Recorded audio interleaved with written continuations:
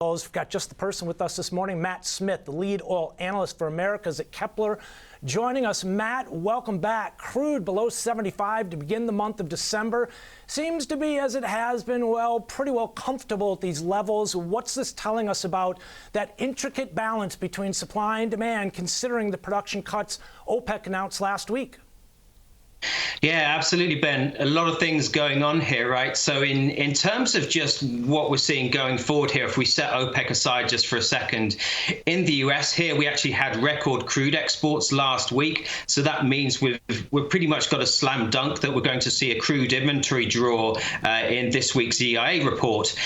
December as a whole is typically a supportive month in terms of EIA inventory reports, simply because you have ad valorem tax considerations, you have higher refinery runs compared to the previous month. And so because of these elements, you typically see crude inventories draw, and because of that, it's supportive for prices. So you have that specifically relating to the US. But we've had this backdrop of everything that has happened with OPEC, not just in the last week, but over the last few months. And so it puts us, as you say, in this kind of delicate balance situation here where demand concerns are creeping in.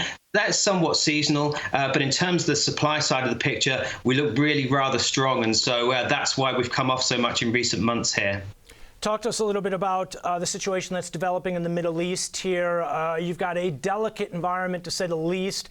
Later, we're going to talk about the gold spike, and I'm going to tie it to some of those geopolitical tensions. I'm going to basically remind our traders not to underestimate the ticking time bomb, right? And ultimately, I feel like there was quite the coincidence between the bombing resuming in the Middle East and ultimately the run-up we saw in crude. But I want to remind our viewers the impact that crude to 100 or even 150, if we were to see a disruption, could have on the market.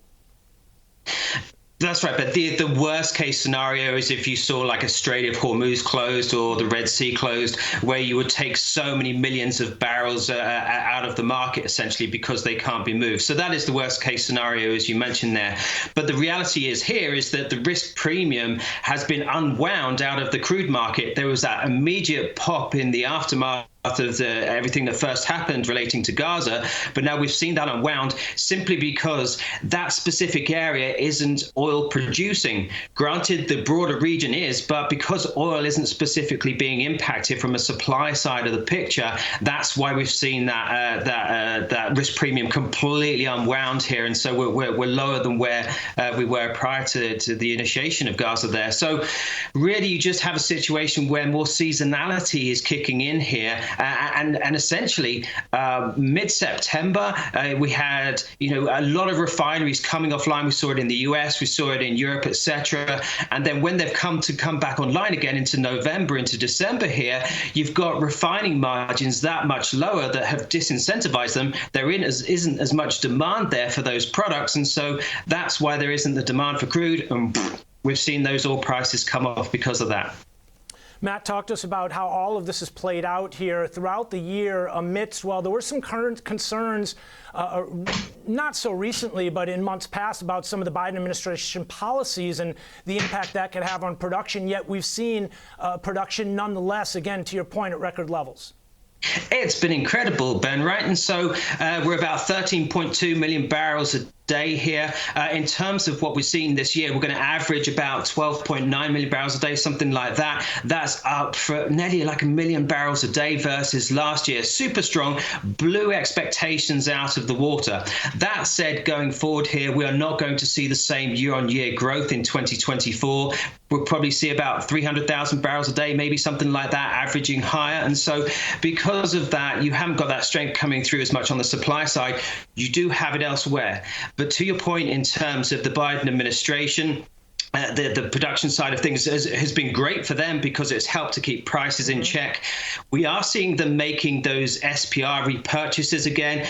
That feels more like a box ticking exercise than anything, right? In that they've drawn down that strategic reserve by like 250 million barrels. They don't have the real appetite to put many of those barrels back in, but they need to be seen to be putting at least some of them back in. So we're seeing small increments that will be going in over the coming months here. But To your point, Ben, the focus for next year, and particularly in the second half of the year, is going to be really challenging for the Biden administration because of two things. One, because we have the election coming up on November 5th, and they will have this laser point focus on that price at the pump in terms of what gasoline is doing. The other thing that is going to be happening is, even though we have a very slack first half of the year, and that's why OPEC has made these additional production cuts, the second half of the year is really going to start to tighten up. And so we could see rising oil prices, which is the last thing the Biden administration wants going into an election. Matt, talk to us here with geopoliticals playing out here. Obviously, you've got a situation here with uncertainty in terms of demand, right? Obviously, China plays into that discussion. We're seeing that as far as Moody's downgrade in terms of their credit rating. What's most important as we head into the end of the year, as we focus on that, again, that delicate, that intricate balance between supply and demand?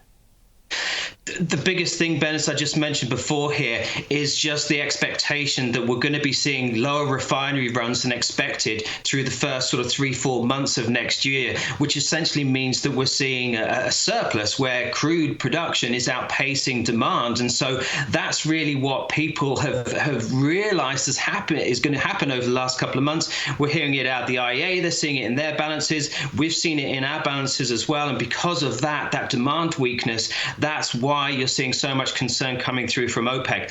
One thing I would mention, in terms of Saudi's production cut, that lollipop, that 1 million barrels per day, we believe that they're going to have to extend that through the whole of next year, simply because the first half next year is just going to be so soft from a demand perspective. So that's really what has driven prices lower, just this turning slowly of sentiment where it's like, oh my gosh, wow, look, demand is really softening, and we're going to have a surplus of supplies. We see Brazilian production at a record, Guyana adding more barrels to the market, the US, Canada incrementally, and then the kicker, you have Iran increasing production a bit, and Venezuela is going to be as well because of easing sanctions. So you even have OPEC members adding barrels to the market as well as non-OPEC going forward here. All right, well, this gives us lots to watch in terms of some of the price pressures. Maybe we're just seeing the beginning of the market kind of factor in those increased supplies and the impact that could have. If this is just the start of it, look out below, right? Ultimately, we could be retesting those lows that we saw back in May, earlier this year, back in February, around that $65 level. Matt, appreciate you joining us here for a look at energies, breaking it down for us, talking crude oil, and we know the impact, the implications that has on the inflation narrative as well. Matt Smith joining us this morning from Kepler.